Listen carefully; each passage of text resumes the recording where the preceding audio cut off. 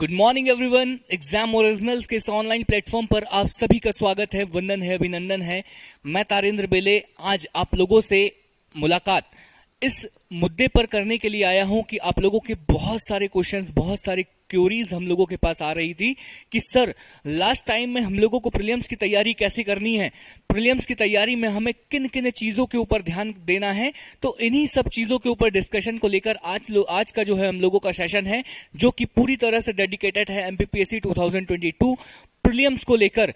क्या होना चाहिए, किन सब्जेक्टों को कितना ध्यान देना चाहिए, सारी चीजों के ऊपर आज के लेक्चर में हम लोग डिस्कशन करेंगे। हम लोगों के डिस्कशन का आज का जो टॉपिक है ना, वो ये है आज के हम लोगों के डिस्कशन का टॉपिक ये है कि भाई साहब कि आखिरी 120 दिन अगर आप लोग रफली देखोगे तो अब आप लोगों के लिए पास प्रीलिम्स में, अब आप लोगों के पास प्रीलिम्स के लिए लगभग 120 दिनों का समय बचा है। और इन 120 दिनों में प्रीलिम्स की तैयारी को कैसे करना है, प्रीलिम्स की तैयारी को कैसे करना है, इन्हीं सब चीजों के ऊपर आज का जो है हम लोगों का डिस्कशन होने वाला है। सारी चीजें, किन किन चीजों के ऊपर डिस्कशन होने वाला है, चर्चा का जो विषय है, आज की जो चर्चा है वो किन किन चीजों पर होने वाली है। तो सबसे पहली चीजें तो हम लोगों को विषय को कितने भागों में बांटना है, विषय को कितने भागों में बांटना है। एक लेक्चर, एक वीडियो मैंने पहले भी बनाया था आप लोगों को कि आप लोगों को सब्जेक्टों को बांटने के लिए बताया था, उसी तरह से विषय को कितने भागों में बांटना है। क्या दूसरा क्वेश्चन, क्या सभी विषयों को समान समय देना जरूरी है, क्या सभी के सभी विषयों को एक समान समय देना जरूरी है, क्या 100 दिन या 120 दिन में प्रीलिम्स की तैयारी संभव है। इन सभी प्रश्नों के ऊपर हम लोग आज बात करने वाले हैं।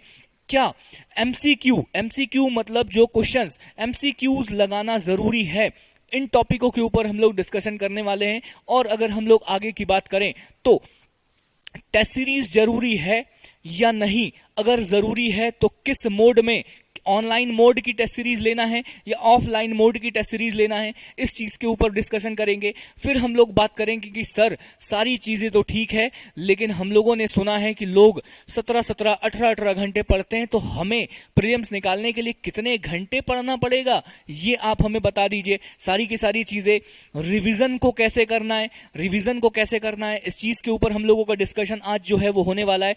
इस चीज के ऊपर हम लोगों का डिस्कशन जो है वो होने वाला है। फिर कैसे पढ़ें, कितना पढ़ें, कैसा पढ़ें, कितना पढ़ें, अनाया चीजें ना पढ़ें, जो हमारे काम की है वही चीज पढ़ें। इन्हीं सब चीजों के ऊपर आज का जो पूरा का पूरा डिस्कशन होने वाला है।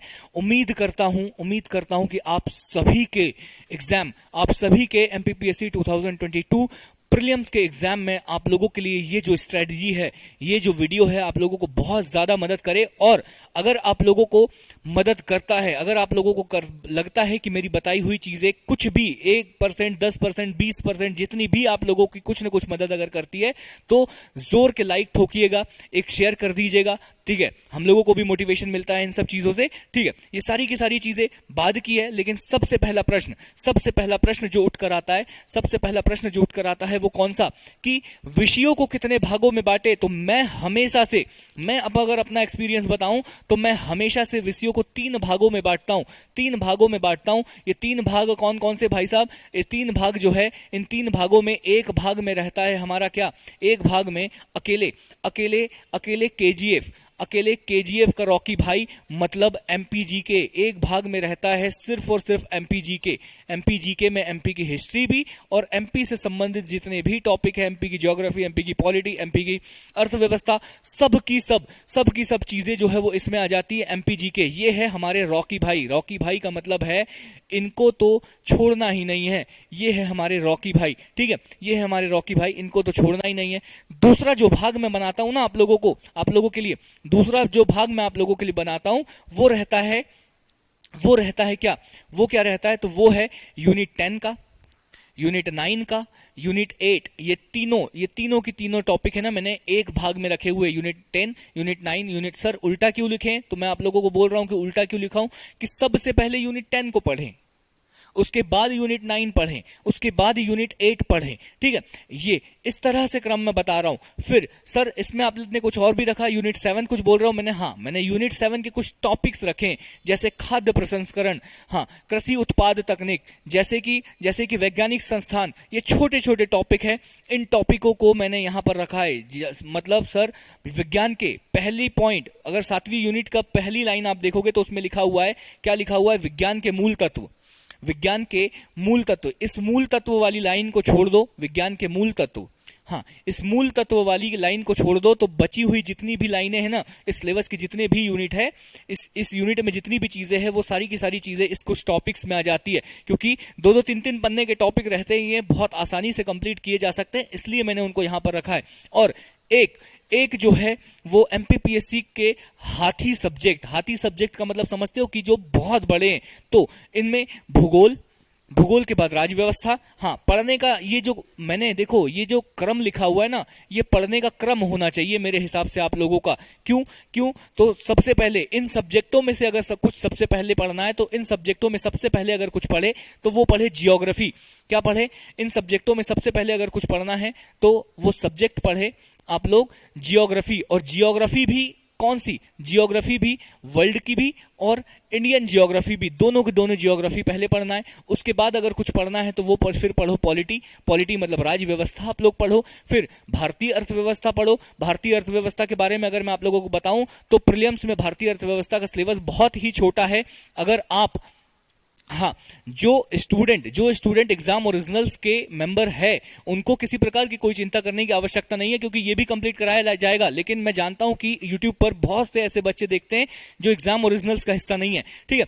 तो ऐसे बच्चों के लिए मैं आप लोगों को बताऊं कि अगर आप इस भारतीय अर्थव्यवस्था को लूसेंट में जो दी हुई अर्थव्यवस्था है, लूसेंट में जो दी हुई अर्थव्यवस्था है उतनी भी पढ़ लोगे ना तो आपके प्रीलिम्स के काम, आपका प्रीलिम्स का जो है वो निकल जाएगा। प्रीलिम्स से संबंधित जितना भी टॉपिक हो जाएंगे वो कवर करवा देगा ये, ठीक है। फिर इतिहास की बात करें तो बाद में इतिहास पढ़ना है। विज्ञान, इनको सबसे कम प्रायोरिटी दी है मैंने कि सबसे आखिरी में इनको पढ़ना है। सभी को पढ़ने के मैं तरीके बताऊंगा। देखो ये सारी की सारी चीजें आप लोगों के सामने हैं। क्या है? एमपीजी के रॉकी भाई, दूसरा भाग जो है वो यूनिट 8 9 9 10 9 8 यूनिट 7 के कुछ टॉपिक, इसमें 135 ये यूनिट हो गई। और एक भाग में मैंने ये वाले सब्जेक्ट रख दिए जो बहुत ज्यादा समय लेते हैं और बहुत कम क्वेश्चन इनसे आते हैं। ये जो एमपीजी के है इससे लगभग 35 से 40 क्वेश्चन आप लोगों को देखने के लिए मिल जाएंगे। और लगभग 30 क्वेश्चन, लगभग 30 तो मैं क्या कहूं, लेकिन 20 से 25 क्वेश्चन इस भाग से आप लोगों को देखने के लिए मिल जाएंगे। सारी की सारी चीजें आप लोग समझ रहे होंगे, सब चीजें, ठीक है। तो सबसे पहले अपने सिलेबस को ऐसे 3 भागों में बांटे। हाँ हो सकता है ये मेरे दिमाग की उपज है, आप लोग अपने हिसाब से भी बना सकते हो। लेकिन होना मेरे हिसाब से, जितना मैंने एमपीपीएससी को देखा है उस हिसाब से तो ऐसा ही होना चाहिए, क्योंकि सबसे ज्यादा वेटेज रहता है इस सब्जेक्ट का। उसके बाद ये वो सब्जेक्ट होते हैं जिनको कम समय में तैयार किया जा सकता है और अधिक नंबर लाए जा सकते हैं। ये वो सब्जेक्ट होते हैं जो जितना इन दोनों को पढ़ने में जितना समय लगेगा ना, उससे भी दुगना समय इन सब्जेक्टों को पढ़ने में लगेगा। लेकिन नंबर जो है ना, ये बहुत कम आप लोगों को नंबर देकर जाएंगे, ठीक है। इसलिए मैंने उनको तीसरे भाग में रखा है। सारी की सारी चीजें आप लोग समझिएगा, समझते चलिएगा। सबसे पहला प्रश्न, ठीक है, हाँ सबसे पहला प्रश्न क्या है? क्या विषय को बांट दिया? विषय को तो बांट दिया ना आप लोगों ने, सारे के सारे विषयों को आप लोगों ने बांट दिया। सभी की सभी चीजें, सब की सब चीजें जो आप लोगों ने बांट दिया सब। तो क्या सभी विषयों को समान समय देना जरूरी है? तो मैं कहूंगा कि नहीं। इसका आंसर है ना आप लोगों के पास है कि नहीं, सभी विषयों को समान समय देना जो है वो जरूरी नहीं है। सभी विषयों को समान समय देना जरूरी नहीं है। क्यों अगर मैं बोलूं आप लोगों को कि इसका मतलब है कि जिस सब्जेक्ट का वेटेज ज्यादा होगा, जिस सब्जेक्ट से ज्यादा क्वेश्चन आएंगे, उनको आपको ज्यादा समय देना है, उसको आपको ज्यादा समय देना है। इसका मतलब क्या है? इसका मतलब यह है कि अगर मैं आप लोगों से कह रहा हूं कि एमपीजीके का वेटेज 40% है, एमपीजीके का वेटेज जो है वो 40% है। कहाँ? एग्जाम में अगर 40 क्वेश्चन आते हैं इससे, तो आपको आपके पर डे, आप अपना जो पर डे जो शेड्यूल बनाते हैं उसका 40, अगर आप 10 घंटे पढ़ते हो, अगर आप 10 आवर पढ़ते हो, तो आपको इन 10 घंटे में से 4 घंटे जो है वो एमपीजीके के लिए निकालना होगा।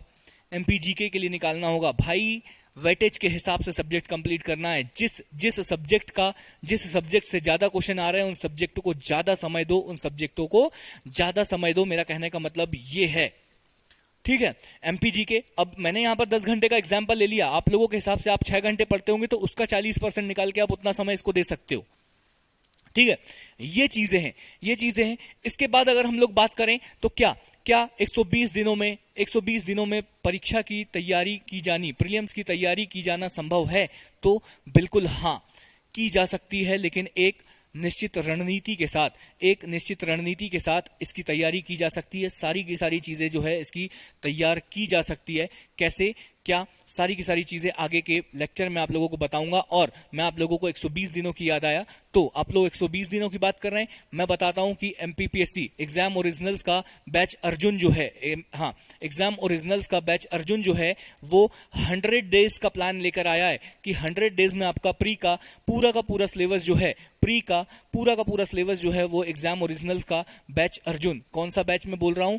बैच अर्जुन। आप लोग अगर सीरियसली एमपीपीएससी के प्रीलिम्स की तैयारी अगर अभी आप करना चाहते हैं तो एक बार एग्जाम ओरिजिनल्स के बैच अर्जुन पर जाकर विजिट करिए। एग्जाम ओरिजिनल का ऐप डाउनलोड कीजिए और इस बैच में एक बार देखिएगा कि 100 डेज का प्लान है, प्रीलिम्स की पूरी तैयारी की जाएगी, सारी की सारी चीजें। तो ये तैयारी की जा सकती है 120 दिनों में, लेकिन पूरी की पूरी स्ट्रेटजी के साथ। मैं नहीं कह रहा ये बैच तो करवाएगा, लेकिन जो बच्चे एग्जाम ओरिजिनल्स के मेंबर नहीं है वो लोग भी जो है पूरी रणनीति के साथ जो है वो 120 दिनों में जो है वो अपनी तैयारी कर सकते हैं। इसमें किसी प्रकार की कोई समस्या नहीं है। क्या रणनीति होनी चाहिए? सारी की सारी चीजें। सबसे पहले क्या रणनीति होनी चाहिए? कितने घंटे हम लोगों को पढ़ना चाहिए सर? सबसे पहली चीज तो है कि हम लोगों को कितने घंटे पढ़ना चाहिए। तो मैं तो आप लोगों को कह रहा हूं कि मैं लगभग मैं कम से कम आप लोगों से कहा हूं कि 8 घंटे, कितने, कम से कम आप लोगों को 8 घंटे पढ़ना होगा। और 8 घंटे अगर आप पढ़ रहे हो तो इसमें जो है ना, इसमें मैंने बोला कि जो है 3 घंटे का समय आप लोगों को रोज, 3 घंटे का समय आप लोगों को जो है ना वो रोज एमपीजीके को देना ही है। एमपीजीके, ये एमपीजीके 3 घंटे, ठीक है। फिर जो है, फिर आप लोग ये देख लोगे कि क्या हो जाएगा 3, फिर हम लोग देंगे, फिर अगला 3 घंटा जो है ना, अगला 3 घंटा जो है हम लोग किन सब्जेक्टों को देंगे? जिन सब्जेक्टों में है यूनिट 10, यूनिट 9, यूनिट 8 और यूनिट 7 के कुछ सब्जेक्ट, इन सब्जेक्टों को हम लोग 3 घंटे देंगे। लेकिन एक बार में एक ही सब्जेक्ट उठाओगे, ऐसा नहीं कि आज 10th यूनिट, जब 10 यूनिट कंप्लीट हो जाएंगी 9 करना, 9 यूनिट कंप्लीट हो जाएगी 8वीं करना, 8वीं कंप्लीट हो जाएगी 7वीं करना, ऐसे, ठीक है। तो ये पर डे का मैं आप लोगों को बता रहा हूं। इसके बाद आप लोगों को 2 से 2.5 घंटा, अगर आप लोगों के पास और समय है तो 2 से इसको 3 आप कर सकते हो, अन्यथा 2 घंटा बहुत है। 2 घंटा आप लोगों को सब्जेक्ट देना है। कौन से? जो मैंने थर्ड वाले भाग में जो मैंने लिखे थे, कौन से? Geography, geography, history, polity, geography, history, polity और वो ये वाले जो सब्जेक्ट है ना, इनको आप लोगों को समय देना है। अब इन 3 घंटे को देखो, मैंने बोला कि इस तरह से आप लोगों को शुरू में तो लगेगा ना कि यार मैंने 3 घंटे पढ़ लिया एमपीजी के, कुछ तो मैंने पढ़ा ही नहीं। स्टार्टिंग के 5-7 दिन आप लोगों को लगेगा कि ये सब क्या चल रहा है, सारे सब्जेक्ट में थोड़े थोड़े पढ़ रहा हूं, कोई सब्जेक्ट पूरी तरह से कंप्लीट ही नहीं हो पा रहा। लेकिन जब 15 से 20 दिन आप लोगों के हो जाएंगे, आप लोगों को पता चलेगा कि एमपीजीके के 2-3 टॉपिक आप लोगों के निपट चुके होंगे। इस यूनिट में से यूनिट 10 आप लोगों की निपट चुकी होगी, आप लोगों को कुछ कंप्लीट हो जाएगा, और साथ में से इसमें भी कोई एक सब्जेक्ट आप लोगों का निपट चुका होगा। तो इस तरह से स्ट्रेटजी बनाओ कि अगर आप 8 घंटे की स्टडी प्लान बनाते हो तो ये 8 घंटे आप लोगों को बिल्कुल बहुत अच्छे से देना है, सारी की सारी चीजें बहुत अच्छे से करना है, किसी प्रकार की इसमें कोई लापरवाही नहीं करना है। तो ये है कितने घंटे पढ़ना है, तो मिनिमम देखो अभी देखो, अब समय कम है, वैसे मैं बच्चों को सिर्फ 5 से 6 घंटे पढ़ने के लिए कहता हूं कि 5 से 6 घंटे, लेकिन जब जब एग्जाम नहीं है, यही 8 घंटे ना एग्जाम के 20 दिन पहले या एग्जाम के 1 महीने पहले ये 8 घंटे आपके 14 घंटे में तब्दील हो जाएंगे। आज से 14 घंटे पढ़ने की कोशिश मत करो, ठीक है? जब एग्जाम आ जाएगा यही 14 घंटे में तब्दील हो जाएगा, आप लोग डबल टाइम देने लगोगे क्योंकि आप लोगों को उस समय पर रिवीजन करना होगा, ठीक है? तो अभी आप लोग यहां से स्टार्ट करो, 3-3 घंटे की 3 सिटिंग बिठाओ कि 3 घंटे की सिटिंग में मुझे एमपीजीके, और ये एमपीजीके कैसे चलेगा? देखो मैंने बोला कि इस 3 घंटे में आप अगर 10 दिन बैठ जाओगे, इस 3 घंटे 10 दिन बैठ जाओगे, तो हो सकता है आपकी यूनिट 10 कंप्लीट हो जाए, यूनिट 10 के बाद अगले 10 दिन में यूनिट 9 कंप्लीट हो जाए, अगले 10 दिन में यूनिट 8 कंप्लीट हो जाए, ठीक है? तो 1 महीने में आप लोगों की ये 3 यूनिट जो है इस 3-3 घंटे में कंप्लीट हो जाएगी। फिर क्या है, अगले 10 दिनों में, मतलब 40 दिन में ये वाला जो पोर्शन है ना, ये वाला जो पोर्शन है वो पूरा कंप्लीट हो जाएगा आप लोगों का। फिर क्या करोगे, फिर वापस इसको रिपीट करोगे, मतलब 7वीं हो जाएगी, फिर आप इसको पीछे से रिपीट करना, फिर पहले 7वीं पढ़ना, फिर 8वीं पढ़ना, फिर 9वीं पढ़ना, फिर 10वीं पढ़ना, इसको ऐसा। इसका मैं क्या बोल रहा हूं भाई साहब, ये एमपीजीके जो है ना वो लास्ट दिन तक चलेगी, लास्ट डे। ऐसा नहीं करना एमपीजीके के साथ कि आज कंप्लीट कर दी, 1 महीने में कंप्लीट कर दी, अब इसको उठा के अलग पटक दिया।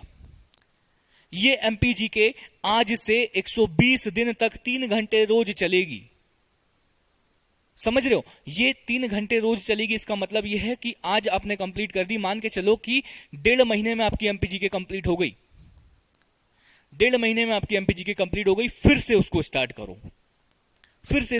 करो, इसको छोड़ना नहीं है, इसको अलग रखना ही नहीं है। एक दफा इन सब्जेक्टों को कुछ समय के लिए आप होल्ड कर सकते हो, जैसे 10th यूनिट कंप्लीट हो गई तो इसको जब तक ये बाकी के टॉपिक कंप्लीट नहीं हो जाते, 9वीं यूनिट, 8वीं यूनिट, 7वीं यूनिट, तब तक इसको छोड़ सकते हो 10वीं यूनिट को, लेकिन बाद में फिर इसको लेना है। लेकिन एमपीजीके हमेशा चलता रहेगा आपका, साथ के साथ आपकी प्रिपरेशन के साथ पैरेलल चलती रहेगी एमपीजीके, ठीक है? एमपी को आप लोगों को पैरेलल लेकर चलना है, इसमें किसी प्रकार की कोई संदेह आप लोगों को नहीं होना चाहिए। जब तक प्रिपरेशन, जब तक आपका एग्जाम नहीं हो जाता, तब तक एमपीजी के रोज 3 घंटे मांगती है और 3 घंटे इसको रोज चाहिए। ये अगर कंप्लीट भी हो जाए, 2 बार कंप्लीट हो गए, तीसरा राउंड मारो इस पे, 2 बार कंप्लीट हो जाए तो तीसरा राउंड इसके ऊपर मारो। ये यूनिट ऐसी है, इन यूनिटों को भी सारी के सारा 3 घंटे आप लोगों को देना है। मैंने बोला इन दोनों में तो 3-3 घंटे देना है, उसके बाद इसमें 2 से 3 या आप लोगों के ऊपर डिपेंड करता है कि क्या है क्या नहीं है। सारी की सारी चीजें ये हो गई। हाँ, बातें आई थी कि सर क्या एमसीक्यू लगाना जरूरी है, तो बहुत जरूरी है। अगर आप एमसीक्यू, सर हम लोगों के पास तो टाइम ही नहीं बच रहा, आपने वैसे ही हम लोगों को 3-3 घंटे 9 घंटे का, बहुत जरूरी है, बहुत जरूरी है। इसके बगैर प्री नहीं निकाला जा सकता, प्री नहीं निकाला जा सकता इसके बगैर, एमसीक्यू के बगैर प्री नहीं निकाला जा सकता। अगर आप क्वेश्चंस नहीं लगाओगे तो आपको क्वेश्चंस का नेचर ही समझ में नहीं आएगा कि कैसे प्रश्न आते हैं, कैसे नहीं प्रश्न आते हैं। तो क्या आप कैसे एमसीक्यू लगाएं? आप हमारे पास तो टाइम ही नहीं बचा। मैंने कहां बोला टाइम नहीं बचा, मैंने बोला कि एमपीजीके को आपको 3 घंटे देना है, एमपीजीके को आपको 3 घंटे देना है। तो रोज क्या करोगे बताओ? रोज जो है वो 2 से ढाई घंटे, हाँ 2 से ढाई घंटे आपको पढ़ना है। हाँ, मैं तो कहूंगा कि 2 ही घंटे पढ़ो, हाँ मैं तो कहूंगा कि 2 ही घंटे पढ़ो। इसको हम लोगों ने जो 3 घंटे दिए थे, एमपीजीके को जो रोज 3 घंटे दे रहे थे, इस 3 घंटे में 2 घंटे इसको पढ़ना है, 2 घंटे इसको पढ़ना है, और साथ ही साथ 1 घंटे जो है ना, 1 घंटे में क्या काम करना है, इस 1 घंटे का काम मैं बताता हूं। इस 1 घंटे में रोज 50 क्वेश्चन एमपीजीके के लगाना है, 50 क्वेश्चन एमपीजीके के लगाना है 1 घंटे में। और साथ ही साथ कल जो पढ़ा था उसको रिवाइज करना है। कल जो पढ़ा था, ये देखो भाई, बहुत आप समझ नहीं सकते। कल जो पढ़ा था, कल मान के चलो 5 पन्ने आप लोगों ने पढ़े, इन 5 पन्नों को फिर से रिवाइज करने में 15 मिनट लगता है। 15 मिनट रिवाइज करने का मतलब है इनको 15 मिनट, हाँ रिवाइज करने का मतलब है इनको एक नजर, सरसरी निगाहों से इनको देखने में 15 मिनट लगता है। तो देखो 3 घंटे में से 2 घंटे एमपीजीके में तो आप लोगों को पढ़ना ही पढ़ना है, नई चीजें पढ़ना है। लेकिन नई चीजें पढ़ना है। और इस एक घंटे में आप लोगों को 50 क्वेश्चन एमपीजीके के पर डे 50 क्वेश्चन आप लोगों को लगाना है। प्लस पर डे 50 क्वेश्चन आप लोगों को उस टॉपिक से रिलेटेड, जिस टॉपिक की आप लोग पढ़ाई कर रहे हैं उस टॉपिक से रिलेटेड आपको रोज 50 क्वेश्चन लगाने हैं। और साथ ही साथ अगर मैं कहूं तो रिवीजन मतलब कल की जो चीजें पढ़ी थी उसको सरसरी निगाहों से 15 मिनट में आप लोगों को देख लेना है। ये चीज है। ऐसा ही सेम कहां पर, जो अगला तीसरा घंटा हम लोगों ने दिया था उसमें भी सेम चीजें हैं कि 2 घंटे पढ़ना है, 1 घंटे में क्वेश्चन लगाने हैं और उसी 1 घंटे में रिवीजन भी करना है। ये चीजें हैं। और सेम चीजें वही है, बिना एमसीक्यू के आप लोगों का प्रीलिम्स नहीं निकलने वाला है। एमसीक्यू की अगर मैं आप लोगों से बात करूं तो देखो, अगर जो स्टूडेंट एग्जाम ओरिजिनल्स के मेंबर है, जो स्टूडेंट एग्जाम ओरिजिनल्स के, तो एग्जाम ओरिजिनल्स में आप लोगों को भरपूर क्वेश्चंस जो बुकलेट्स है उसी में स्कैन करते हुए आप लोगों को बहुत सारे क्वेश्चंस मिल सकते हैं। लेकिन अगर कोई बच्चा और भी क्वेश्चन लगाना चाहता है तो देखो, एमपी की मार्केट में जाकर एमपी की वस्तुनिष्ठ कोई भी आप लोग ला सकते हो। जैसे एमपी की वस्तुनिष्ठ की अगर मैं बात करूं तो परीक्षा धाम है ना, परीक्षा धाम की वस्तुनिष्ठ आप लोग ला सकते हो। हाँ, इसमें आप लोगों को क्वेश्चंस मिल जाएंगे। ठीक है, परीक्षा धाम की वस्तुनिष्ठ आप लोग ला सकते हो। इसमें प्रीवियस ईयर के जितने भी एमपी से संबंधित जितने भी क्वेश्चन आए थे तो वो आप लोग लगा सकते हो। और बाकी के सब्जेक्टों के लिए का मतलब है history, geography, polity, science, history geography polity science, और क्या बच गया, हाँ, एनवायरमेंट मतलब पर्यावरण। देखो, history, geography, polity, science, environment, और क्या टॉपिक बच गया भाई। तो इनके प्रश्न अगर आप लोगों को लगाना चाहते हो आप प्रीवियस ईयर के, तो इनके लिए आप लोगों के पास है घटना चक्र। क्या बोल रहा हूं मैं, इलाहाबाद से प्रकाशित होती है घटना चक्र। इस घटना चक्र के क्वेश्चंस आप लोगों को लगाना ही लगाना है ना। तो ये मैंने आप लोगों को बताया कि वस्तुनिष्ठ प्रश्न कहां से लगाना है, सारी की सारी चीजें मैं आप लोगों को यहां पर बताया। तो ये है घटना चक्र। अगर आप लोगों के पास समय बहुत बचता है तो प्रीवियस ईयर के क्वेश्चन अगर आप लोगों को लगाना हो तो मैंने बुकलेट्स में, एग्जाम ओरिजिनल्स की बुकलेट्स में तो बताया कि आपके क्वेश्चंस मिल जाएंगे। लेकिन अगर आप और लगाना चाहते हो ना तो यहां से क्वेश्चंस को लगाएं। फिर इसके बाद अगर हम लोग बात करें, तो हाँ, टेस्ट सीरीज जरूरी है कि नहीं है, तो टेस्ट सीरीज जरूरी है या नहीं है। कई लोगों का ऐसा मानना रहता है कि टेस्ट सीरीज सर हम लोगों को तो जरूरी नहीं है। टेस्ट सीरीज देखो, किसी को नहीं पता होता है कि कौन से प्रश्न आने वाले हैं। टेस्ट सीरीज लगाने से आप ये अंदाजा नहीं लगा सकते कि हम लोगों को टेस्ट सीरीज के प्रश्न मिल जाएंगे। ठीक है, सिर्फ आप लोगों का टेम्परामेंट चेक करने के लिए होती है टेस्ट सीरीज। तो टेस्ट सीरीज का मेरा सबसे पहला मानना यह रहता है कि अगर आप टेस्ट सीरीज लगाना चाहते हो तो आप लोग ऑफलाइन ही लगाना। ठीक है, अगर आप लोगों के आसपास कहीं पर कोई भी सुविधा हो जहां पर ऑफलाइन टेस्ट सीरीज आप लोगों को देने के लिए मिले तो आप लोगों को ऑफलाइन टेस्ट ही देना चाहिए। क्योंकि आप लोग जानते हो एमपीपीएससी का जो प्रीलिम्स का जो पेपर होता है ना, वो ओएमआर भरवाता है।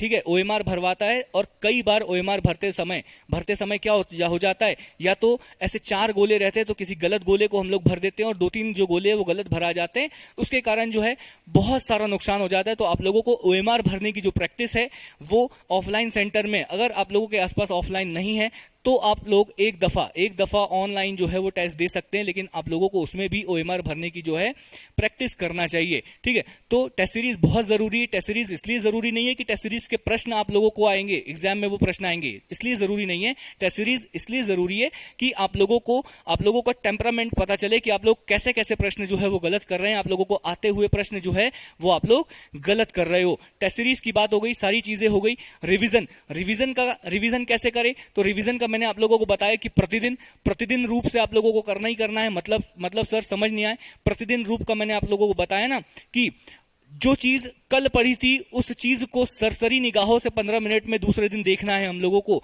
जैसे आज आप लोगों ने कुछ चीज को 2 घंटे में पढ़ा है तो इस 2 घंटे में पड़ी हुई चीज को 15 से 20 मिनट में सरसरी निगाहों में अगले दिन आप लोगों को देखना है, जो मैंने आप लोगों को बता ही चुका हूं।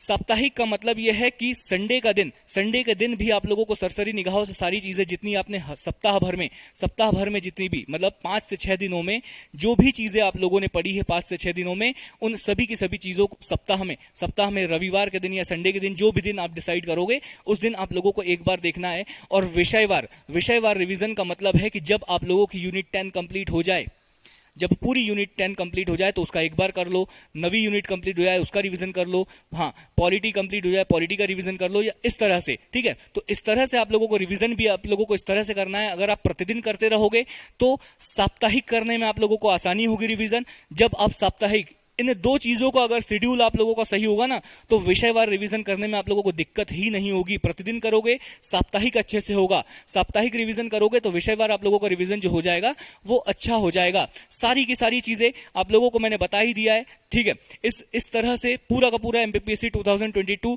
प्रीलिम्स को लेकर जो एग्जाम ओरिजिनल्स का बैच है, बैच अर्जुन, जो कि कल से 5 जनवरी से प्रारंभ हो रहा है, जो कि कहां हाँ, ऑनलाइन माध्यम से एग्जाम ओरिजिनल्स के ऐप पर और ऑफलाइन माध्यम से एमपी नगर जोन 2 भोपाल पर स्टार्ट हो रहा है। पूरी तरह से एमपीपीएससी प्रीलिम्स 2022 पर फोकस्ड होगा, पूरी तरह से उसके ऊपर फोकस्ड होगा। और अगर मैं आप लोगों से आगे की बात करूं तो बस अभी बैच अर्जुन का हिस्सा बनिए। आज आप लोगों के पास समय है, आज आप बैच अर्जुन का हिस्सा बन सकते हैं। आगे की अगर हम लोग बात करें तो बस आज की मुलाकातों में बस इतना ही। आप सभी का बहुत बहुत धन्यवाद।